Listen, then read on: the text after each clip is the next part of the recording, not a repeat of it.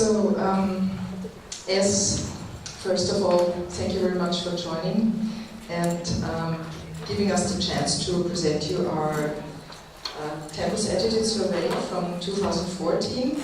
And Liliana and Kelia, we will co-present. And first of all, I must apologize because I have to leave right after the lecture. I have to run to the airport or maybe take a taxi. And I'm sorry to miss your lectures, but I have to go to South Africa tomorrow with students as well and present the paper there, so I'm kind of too busy. But thank you anyhow. So,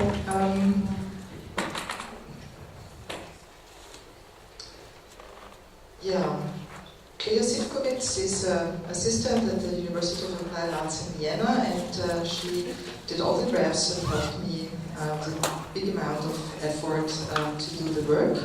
And Liliana Radovic, you all know, she also helped me to figure it out. So, just to give you a small overview, Jelena Samaradzic, still saying something wrong, and also nervous because I'm in a rush, and Sunčića Zdravkovic, they gave us the, Jelena collected the data supervised by Sunčića, and then the data collection was transferred to Clelia. Clelia did something about 100 of graphs done with a professional program.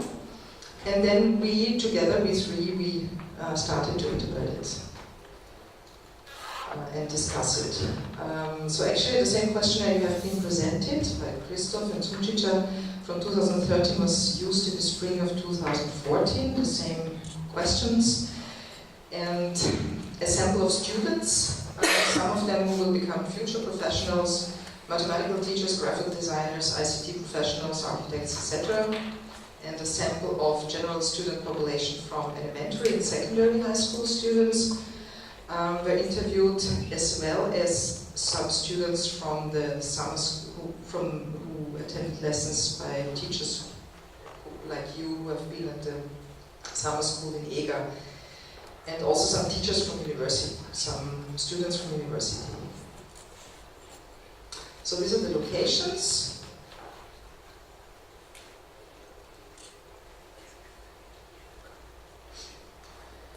And this is about the data collection, how it was executed.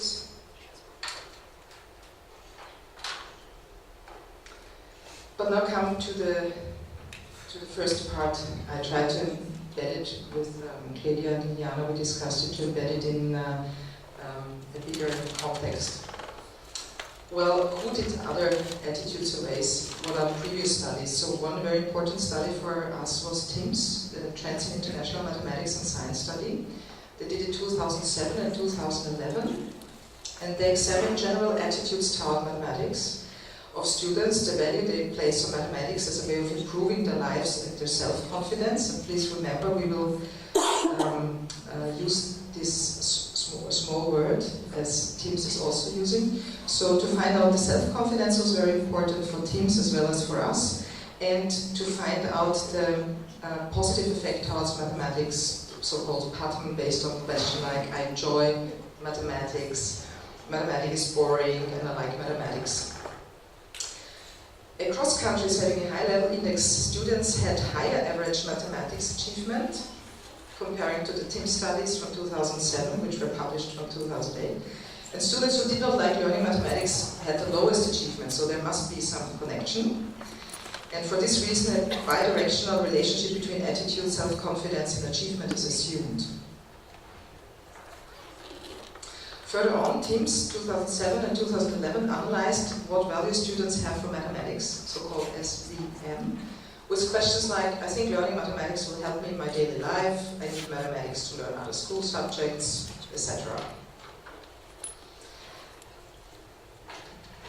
I go a little bit more fast through it. So TIMSS, actually to measure aspects of student engagement, they analyzed students' and teachers' attitudes.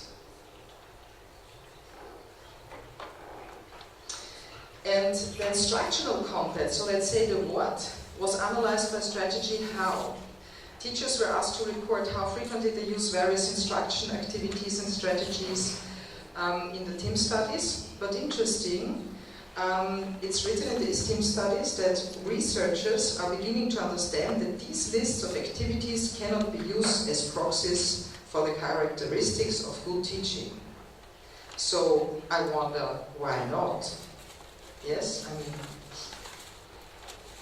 according to the importance of student content engagement, McLaughlin and others focus was taken on interaction between student and introductional content. Because it is believed that student content engagement focuses on the importance of the activity that brings the student and the subject matter content together. We heard about this before. So let's come directly to the survey. Well, I will present what kind of domains we researched. So we took a focus on, as I said, on the students, you know that. From the students, we looked at demographic information, we looked at what grades they were having, how they would describe their studying, how they would describe their attitudes, their beliefs, and how they would describe the education they have. Then we had, of course, it was always interesting, the parental homes, how parents, the mother and father were educated and how they influenced their children. We all know that not only us as teachers, but also the parents are role models. And then it's about teaching, what kind of teaching happened, and then about teacher. We did also a teacher survey, you know, or actually it was done by Serbian partners, and we saw that this was presented also by Liliana. And then the university students were also researched. So to get some statistics, you know, I'm not a mathematician, I'm an artist and scientist. It was extremely interesting to do this work then, to work it out. So this was the average, 1,211 pupils. Not just to use words, they are not so nice. I'm sorry for that, but I could not handle how you put all the Excel sheets into a nice JPEG. Because usually I don't work with Excel. And this is the gender results, so you see it's quite even. Then about the environment, so most of the pupils, the students interviewed were living in a city, about half in a village. And when we were asked how often do you study math at home, and how much time did you spend studying math at home, this is what about they said. So we'll always come up with some graphs, and then I will give you the summary, and all this will be published in detail. So actually this is how letters work. So about 29 of the respondents stated that they study math less than once a week, 26 said that they study once a week, 25 said that they study 2 till 3 times a week, and 9.4% said that they study every day. Anyhow, to put it into another visual point, it's important for us to see what is their self-confidence towards mathematics. And when we look at the question, mathematics was always easy for me. We can see that actually they say this is completely incorrect, the highest percentage.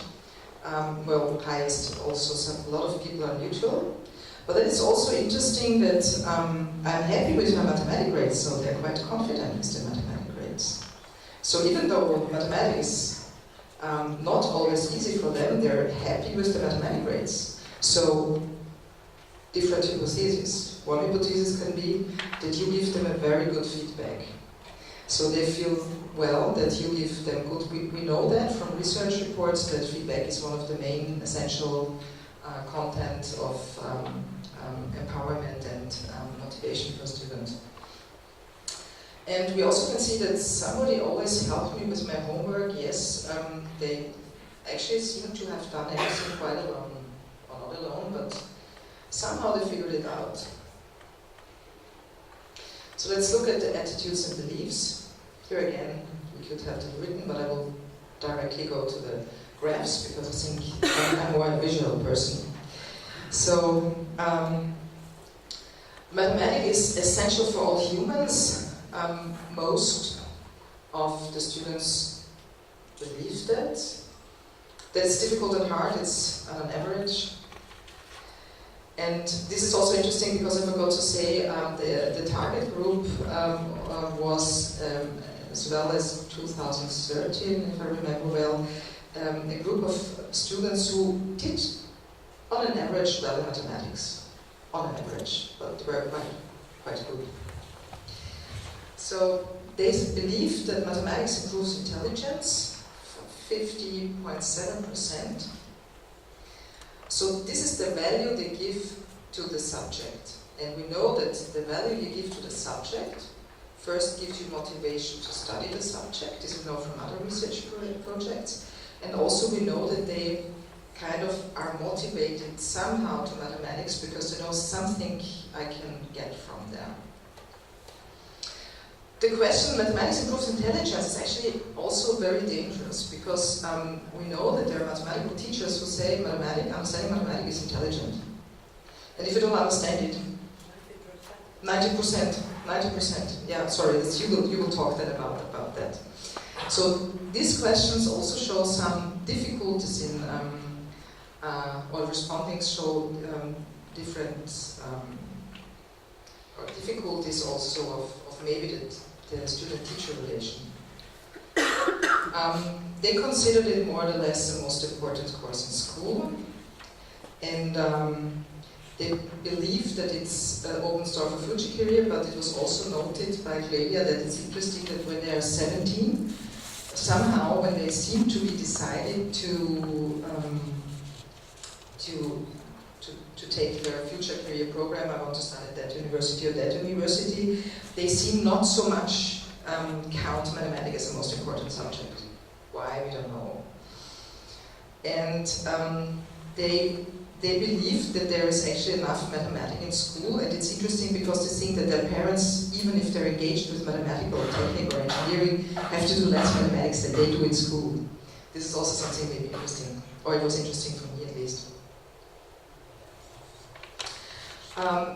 Well, the students' view on how mathematics lessons and education takes place, they have also different thoughts about that. So, the question, most people were bored in mathematics classes. It's also interesting because they think that most people were bored. And they also believe that mathematics could be taught in a more entertaining way.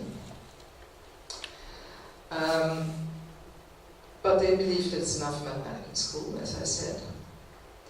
Being asked if most mathematics teachers are very good, I don't know if they really feel free to answer that, knowing that you are behind that, but anyhow, they said, well, they completely correct or neutral, so something in between. More believe that it's correct. We could have learned more mathematics if it was presented in a better way. Yes, it could be. And now let's look about the teaching. So, the more discouraging part for us at the beginning was to find out that actually many of those inputs haven't been used, like arts, playful things. And excuse me, Clea, could I just have this? I will read this then afterwards. Yes. And thank you. But I will tell you something then about this special teaching subjects regarding to some theory behind it. So actually most of the students said that the teacher never used computers, never used presentations, never used real physical objects, so most percentage. But highest, never computer games, or art, music and dance, and or situation games and outdoor games. And I have an idea why this is happening, and I will talk about this later on. About the parental home, I thought it was interesting that actually when they were asked if they are happy with their grades and compared with if they think that their parents are happy with their grades, it's kind of quite evil, yes? So we can see this is the idea of the students, and here's that what they think of their parents. So they think they do well in school. So they have a good self-esteem, and so you must give them a good self-esteem in Serbia. And this is also proved actually in team studies that Serbian students promote well. The use of math in everyday life, I showed you here on the left and the right side, so they believe that parents don't use so much math than they have to do, and they believe somehow that the parents are feeling well with their knowledge about mathematics. So I will pass over to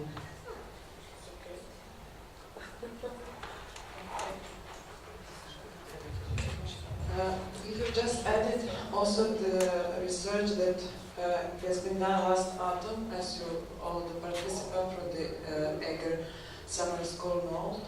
And we also measure some of your answer connected with math education, which has been also done by your student in previous and the last research.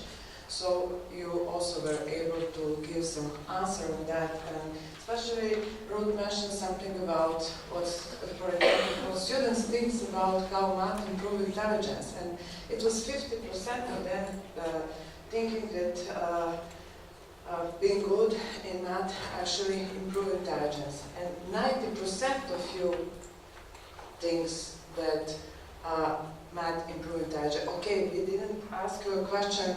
Is the math the only one that improve intelligence? But it can be a kind of dangerous kind of thing if you have a student who is not good in math, but it doesn't mean that it is not intelligent, or that you cannot improve their intelligence by using some other kind of science, music, or some other field that can improve their intelligence. And also, interesting difference was also that our teachers do not think that all the math teachers are good. Actually, most of you are natural about it, or thinks that there are not so many good math teachers in Serbia. But actually, for yourself, you think that you are good. And but also, almost 90% of you believe that math could be taught in a better way. So actually, we can hope that you are trying to do that in a better way, and also your belief in very high percent that there is no such bad pupils, students, not interested in math, that the good teacher cannot improve his knowledge and interested in math knowledge. And this table is connected with the last question that you were asked to answer. How much do you use all this kind of thing before Eger School and after the Eger School? And actually I have to mention that we have a big disagreement with this table that we have and what your pupils said about it. Pupils in last year research before summer school and what they answered this year, there is almost no difference at all. And this is your answer, and I said some of the teachers that have been present also in Eger last year and in Belgrade Summer School. In your answering, we can see the improvement in all these kind of things: computers, math software, presentation, internet. And what was the most, and actually it is good if it is so, but actually there is a doubt about how honest and how true it is, because we do not have the similar result due to the questionnaire that has been done by your pupils. But what is interesting for me, the biggest improvement was made in art movies and art situation games, and also art painting and sculpture. And we were able to see several very good presentations connected with sculpture and actually the kind of things. So everywhere we have improvement, but actually this project basically was between math and art, And accordingly to your question, we have a big improvement there. So I just can hope that in a period in front of all of us that you will continue to use even more this knowledge and opportunity to use art in your scope. Thank you very much. So we will continue now to go to the university students. So Clelia will present the outcomes.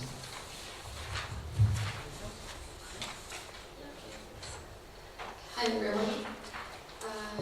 Thank you Ruth and thank you Liliana for giving the introduction. And I'm going to present a very small, much smaller demographic than the elementary and high school pupils, which is the university students, who consisted only of 120 students. Oh, that's it? No graphs? No. Ah, okay. Okay, so the university students were 121 people, and they come from various backgrounds, such as interactive design, digital arts, financial mathematics, applied mathematics, information technology, operations management, design of new media, graphic design, etc. So very various backgrounds. In terms of gender, most of the examined pupils were females actually, and their ages varied from 19 to 45 years old. Most of them came from a city, and very little of them, like I think only 8 of them or 9 of them were from a village. When it comes to their grades, many of the students actually had pretty good grades.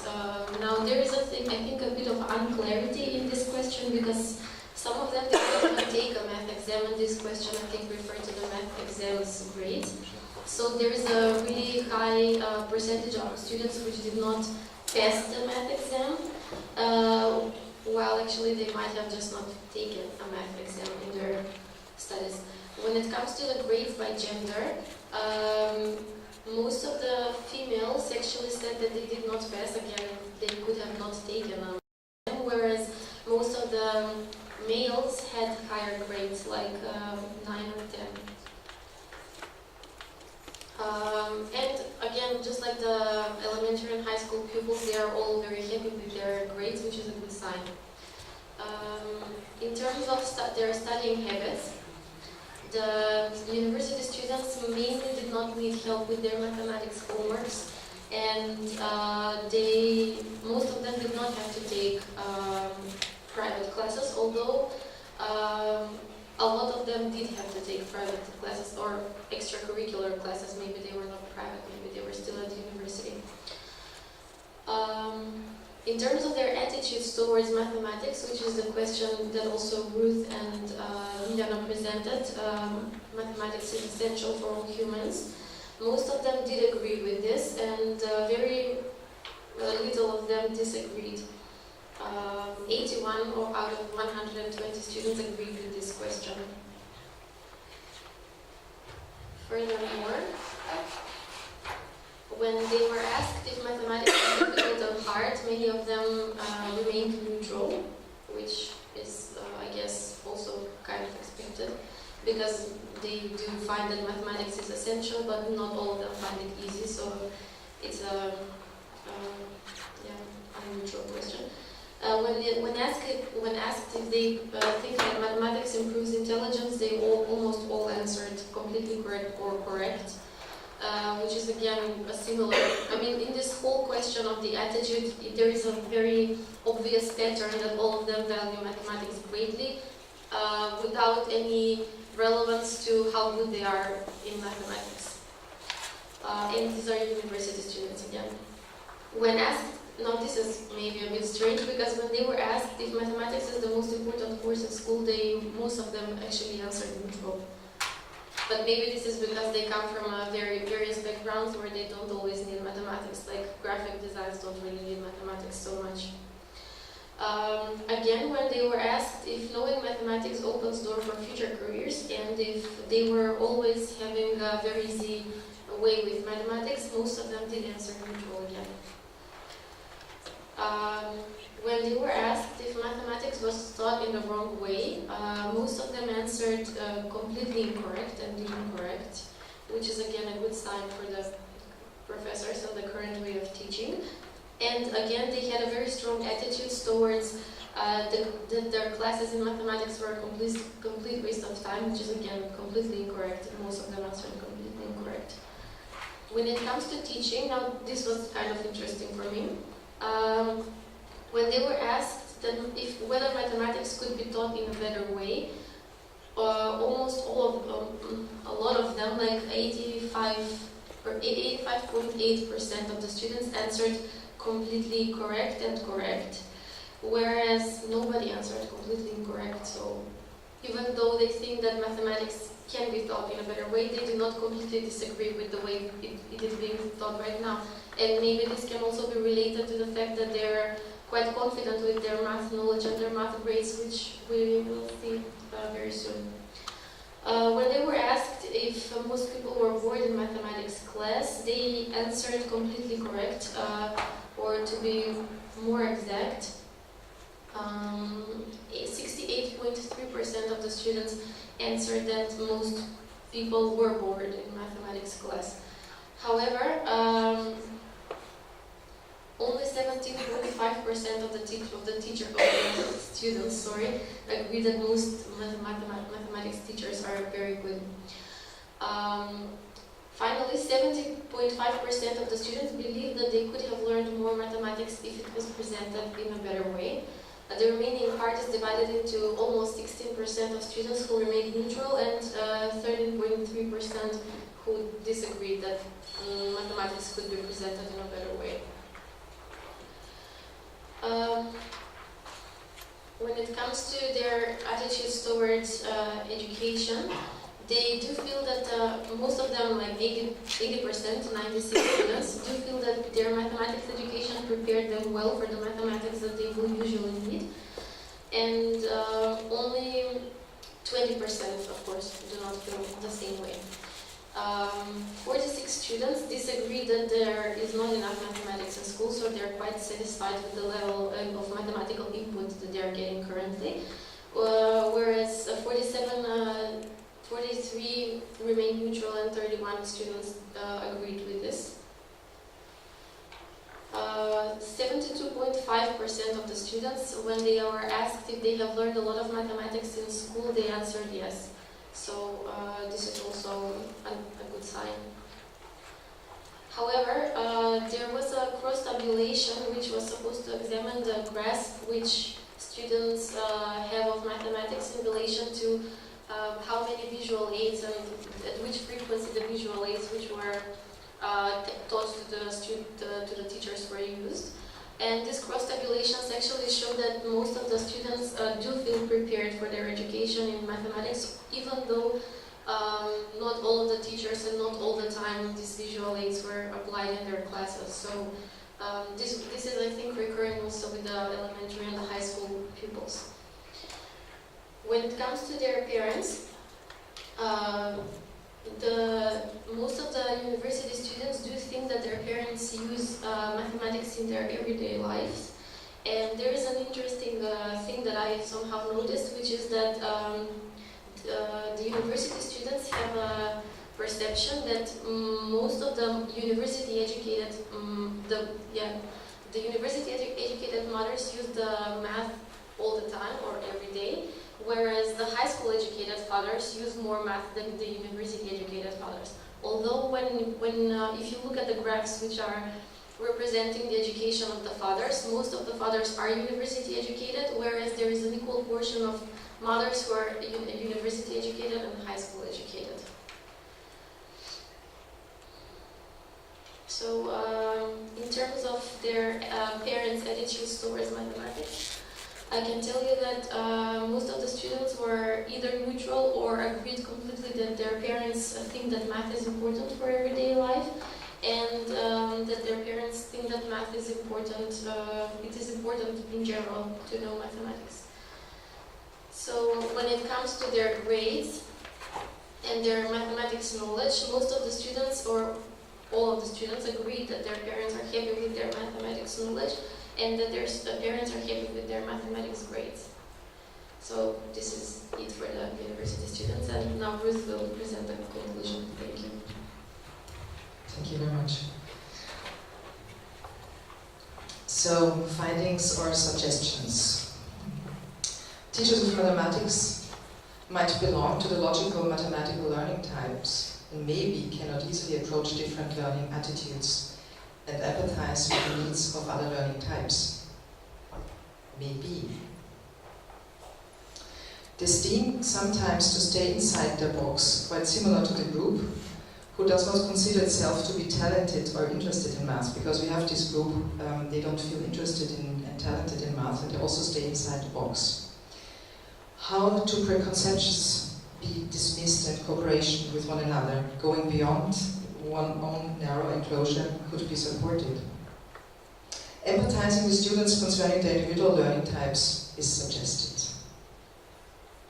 It is recommended to offer vocational teacher training courses which develop interpersonal skills and highest academic knowledge subject-specific didactics, like in the corrective study proved, but also empathy and verbal skills in teacher education is needed. John Hattie believes that one factor of quoted 3 is missing. The efficiency of learning is reduced by more than 1/3. Visual spatial learning types and ICT approaches. Students learn and understand easier and more motivated by visualization of tasks. Applications as computer-based visual tools in schools have been researched by Hattie. First of all, the diverse use of meaning application of computers has to be clarified. Hattie carried out 76 meta-analyses about 4,875 research studies with participation of many pupils, so it's a meta-analysis, and he found out that computer application was identified with tutoring, managing, simulation, enrichment, programming, and problem solving. In 60 out of 100 cases, he could prove that positive learning change, attitude towards learning in school, takes place due to computer-based teaching. Höfler and Leutner came to the conclusion that animated images have higher effects than static ones. Graphic organizers and presentations were proved to help dyslexic and very light brain learners. Last but not least, we believe that the visual language is very close to the brain's natural language, as described with mentalese or metaphors. Following the usage of VisMath, Johnson and Lakoff, a visual image is taken to be a mental construct depicting visual or spatial information, and a visualizer is a person who prefers to use visual methods when there is a choice.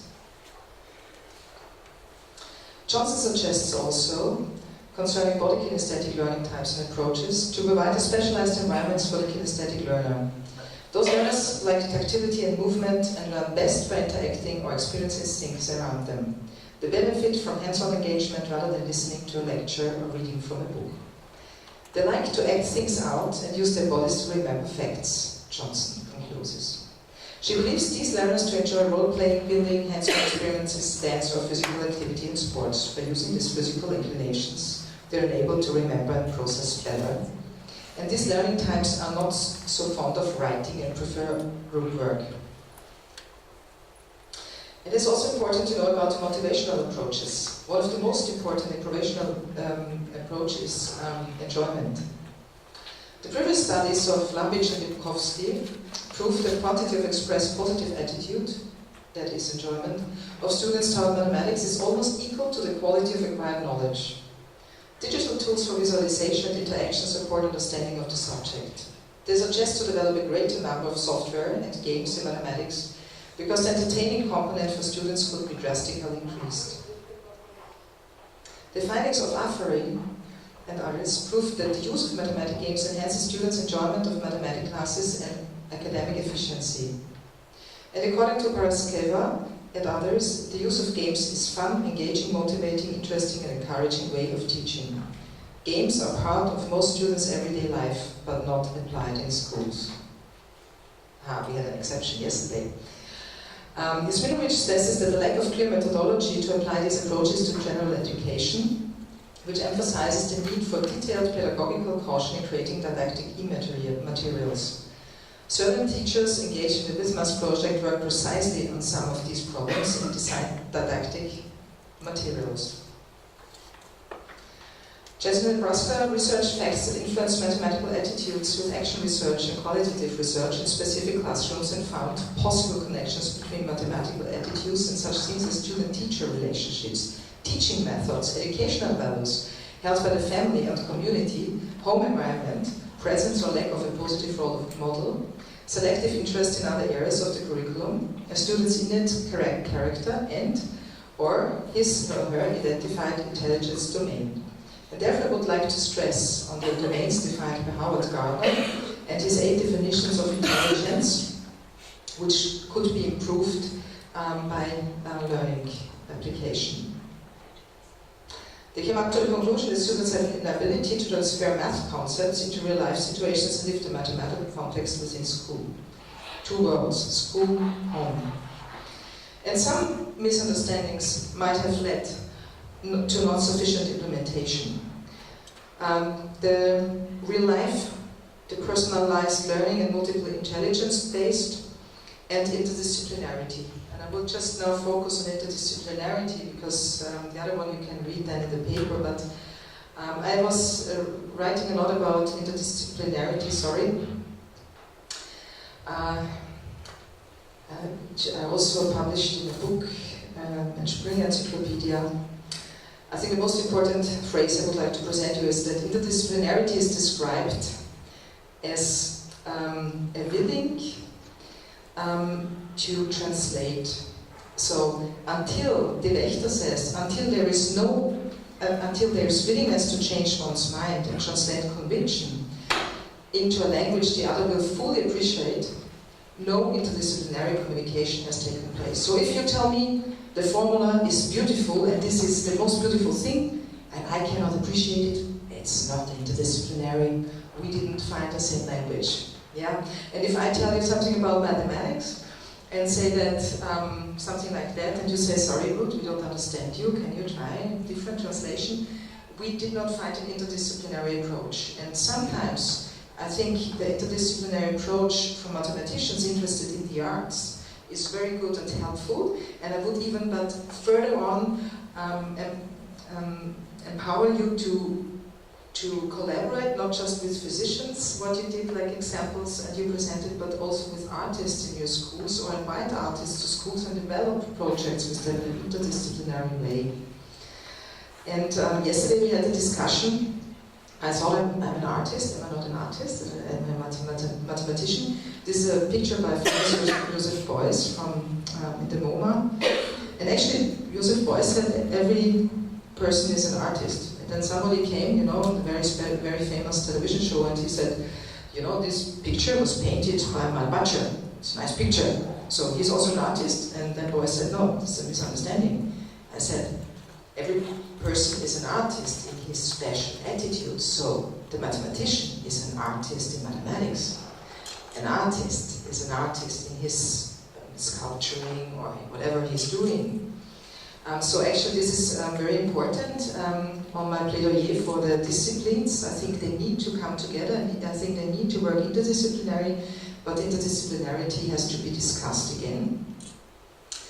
And I would like to finish, we already heard Feierabend today, to stay with Feierabend as an artist. We believe that knowledge needs a plurality of ideas, and that well-established theories are never strong enough to terminate the existence of alternative approaches. Feierabend considered science as a confused political process and new experiences, and argued against established methods in science. He calls into question methods of exact and systematic methods and encourages irrational approaches as a basis for experimental research. He believes that scientists, so also mathematicians, should use artistic research. So thank you for listening, and I have to say goodbye because I need to run to the airport. Thank you for your attention. My questions here.